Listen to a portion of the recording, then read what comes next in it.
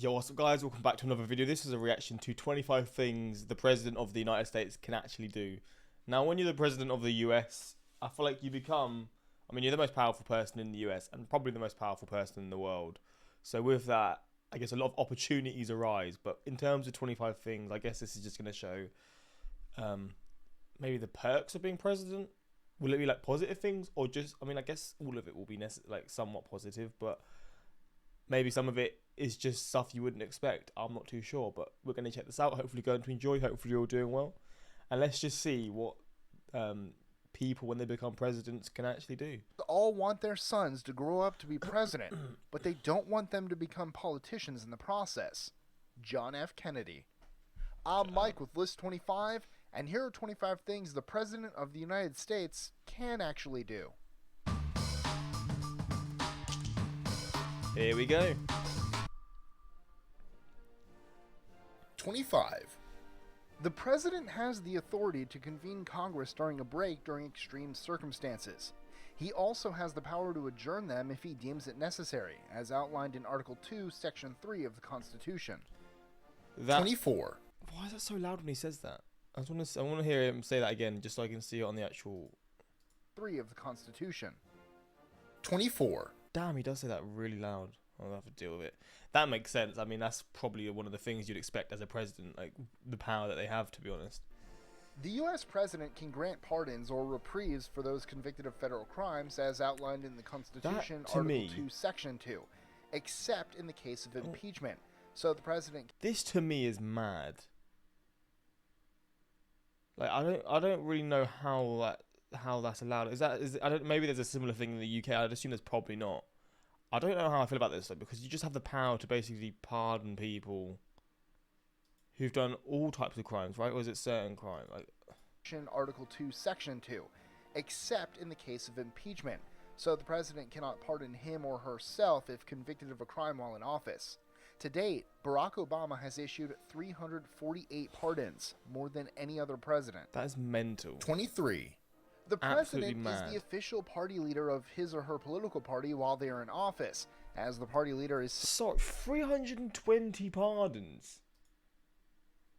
God, I just think that's so weird. I mean, maybe there's more to it, so maybe let me know in the comments about it more. Maybe I'm not fully understanding it, but based off what I'm thinking, it just seems like you're using your power to get your friends off of charges that they're facing, pretty much.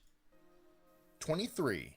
The President is the official party leader of his or her political party while they are in office, as the party leader is simply the most powerful person within that party. They take the lead in representing their party to the nation, addressing their party, and steering party policy. 22. The President has the power to veto a bill that has been passed by Congress. However, Congress can vote to override a presidential veto, though it's rarely been done. If the President threatens to veto a bill, it can often lead to changes in the legislation before it's passed. Damn. 21. The President has the power to appoint ambassadors, Supreme Court judges, though these must be approved by Congress, the Secretary of State, and other various federal officials without an election, but generally with approval from the Senate. 20. It's the job of the President to prepare the budget and submit the proposed budget to Congress for approval. 19. The President gives an annual State of the Union address to a joint session of Congress in January. In the 19th century, it used to be more of an administrative and budget type of report to Congress, but it has since become a chance to encourage the nation and remark on what we've overcome and where we're headed. 18. In times of crisis, the President may exercise emergency powers. While it's not exactly clear what these powers are, because they're implied in the Constitution but not clearly stated, there's been some argument over this in the past, such as when Lincoln tried to suspend habeas corpus in 1861. These powers give the President the right to temporarily declare martial law and employ troops within the U.S. to put down rebellion or lawlessness. They also allow the President to declare federal disaster areas so that aid can be sent and spend money without congressional approval. 17. The President seems to take a lot of vacations, though that's a perk of holding what is possibly the most powerful and stressful job in the world. In case you were curious, George W. Bush took far more vacation days than Obama, but Obama has played more rounds of golf. So both red and blue can get a wag of the finger if that kind of thing bothers you. In any case, remember that the president is never truly on vacation, because any national emergency or situation can pull him back to Washington or elsewhere if necessary. It's true. 16. The president, as the commander-in-chief of the armed forces, can direct troops wherever he wishes, either to aid other countries in war or to aid countries who need aid in times of crisis. If the president chooses to send troops into hostile territory to fight on behalf of the U.S., he has 90 days to gain approval of that action from Congress. The president cannot formally declare war, only Congress can. So to clarify, the president can move troops and ask for permission later, but cannot actually declare war. Okay. 15. One of the perks of being president is that he has people do nearly everything for him. Look, it seems reasonable that This is the least... My throat's gone. This is the least surprising thing, to be honest. You got chefs, you got cleaners, you got all these people. That makes sense. I mean, I think that's something that everyone would expect for a president, you know? But that's the perks of the job, I guess. the leader of the free world shouldn't have to make his own bed or remember to get mom a birthday card. But the president's staff goes far beyond that. The executive office of the president consists of the president's immediate staff and multi-levels of support staff, employing some 4,000 people, including a chief florist, specialized pastry chef, personal trainers, and a chief calligrapher, among others. Most staff is on call 24/7 should the president or first lady need a fresh scone and some letterhead. Fair. 14. Nuclear launch codes follow the president everywhere in a case known as the nuclear football. The football is never, for the entirety of his term, more than a few feet from the president. The codes are printed on a plastic card known as the biscuit. The president is the only person who can authorize the use of nuclear weapons. If the president is for some reason incapacitated, this duty falls to the vice president. Damn. Most presidents keep the biscuit rubber banded with credit cards in their wallet. The football also supposedly contains systems that allow the president to address the nation via emergency system within 10 minutes from anywhere. 13. The president can create or dismantle federal agencies through executive action. Through executive or department orders, presidents have created over half of all administrative federal agencies in the U.S., of which there are over 400 in total.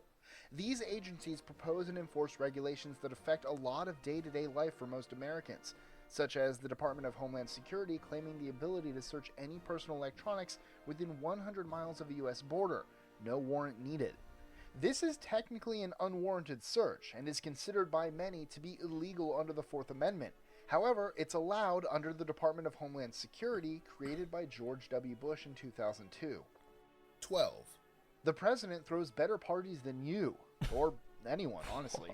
President Obama planned a music festival with South by Southwest called South by South Lawn on the South Lawn of the White House in October of 2013. The Obamas in particular know how to throw an awesome party, but there's also the Halloween party, and the White House Easter egg roll has been a tradition for over 130 years. While The White House Easter egg roll. we don't know much about what goes on behind closed doors of the White House parties, we do know that some go long into the night, or even the next day. Fair. 11. In addition to an annual salary of $400,000, a huge staff, and a pretty nice house to live in, the president gets additional expense funds totaling over $1 million per year. After retiring, former presidents receive around $200,000 per year, an additional $100,000 for staff, because they'll still need a florist, duh, lifetime Secret Service protection, and additional travel expenses annually. Damn. The U.S. may not have a king, but the president can live like one from the moment he sets foot in office. That's for sure. 10. The first time a turkey presented to a U.S. president was pardoned was in 1863 by Abraham Lincoln. Starting in 1989 with George Bush, every turkey presented to the president has been pardoned, as in they won't... I love this one so much. I've seen this one before. But that turkey is one blessed animal. Because instead of being eaten, you're just giving a blessing for life. slaughtered and eaten for dinner at the White House on Thanksgiving. This is one of the longest-running unofficial traditions and duties of the president. 9. One of the president's most important duties is to faithfully execute the laws. This is explicitly stated in the Constitution, and the president must do so regardless of his own views on the matter, providing that the laws are constitutionally valid. This is in direct opposition to English kings, who had the ability to suspend laws they didn't care for. That's true. 8. The president can be tried for treason, bribery, or other high crimes and misdemeanors and removed from office upon conviction for those offenses. The process of trial is called impeachment, and should a president be convicted and removed from office, the vice president would be sworn in as president to serve the rest of the term. 7. Executive orders are legally binding orders given by the president to federal agencies. These are usually used to direct execution of the agency's duties. However, there are also proclamations that are usually ceremonial, or orders in relation to national security, which are known as national security directives. These orders do not require congressional approval, but are as enforceable as laws. 6. The president may be elected to 2 terms in his or her lifetime. I knew that. Meaning, if they take over as president while serving as vice president, they may still run and be elected twice. Oh damn! So if you just someone gets impeached and you become president when you're vice president, and then you get 2 more stints, then you're going to probably be the longest running president, right? Unless it's happened to someone before. President while serving as vice president, they may still run and be elected twice. They are also free to run for other offices after their terms as president is over. Theoretically, this includes vice president, as the Constitution doesn't explicitly say they may not. So it's just say the president keeps getting impeached on accident, and then you're continuously the vice president. Fair enough. But in such a case, the Supreme Court would probably be called upon to interpret the Constitution. 5.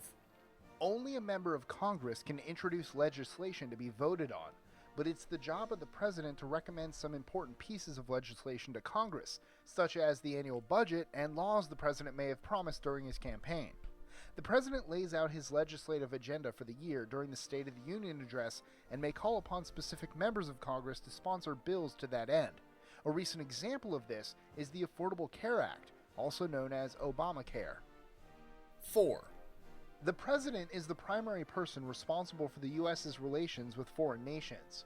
To this end, he appoints ambassadors and consuls as well as other public officials, and along with the Secretary of State, handles all official contacts with foreign governments, including peace treaties. He may also respond to foreign events, propose legislation, and negotiate agreements such as trade. 3. Executive privilege is the right of the president to refuse to disclose information to other branches of the government or to the public.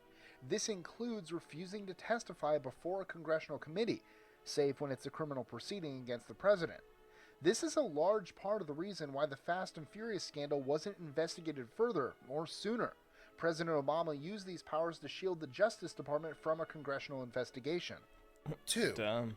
The president can also call in special perks and favors for entertainment, too. In 2016, President Barack Obama requested advanced episodes of Season 6 of Game of Thrones. He got them.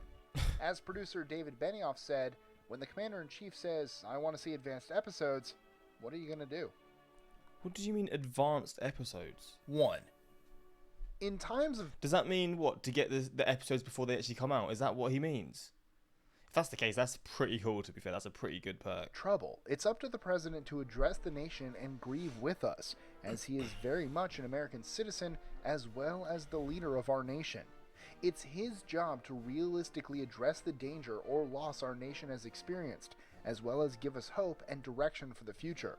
Perhaps the best example of this in our nation's history is the famous Gettysburg Address delivered by Abraham Lincoln during the Civil War. His words are the ones other nations see and judge us by in times of war, and words that give us hope to continue on. To be fair, I mean, all of these are pretty much things you'd expect. I was hoping for like more niche things that they could do, but maybe there's not any niche things. I'm not sure. The one about getting advanced episodes or whatever, that's pretty cool. That is pretty cool. Congress runs the USA. The president just suggests stuff. Fair. I'm not even going to look at the comment section here, but yeah, there we go. Hopefully you guys enjoyed this reaction. Let me know your thoughts, and until next time, like, subscribe.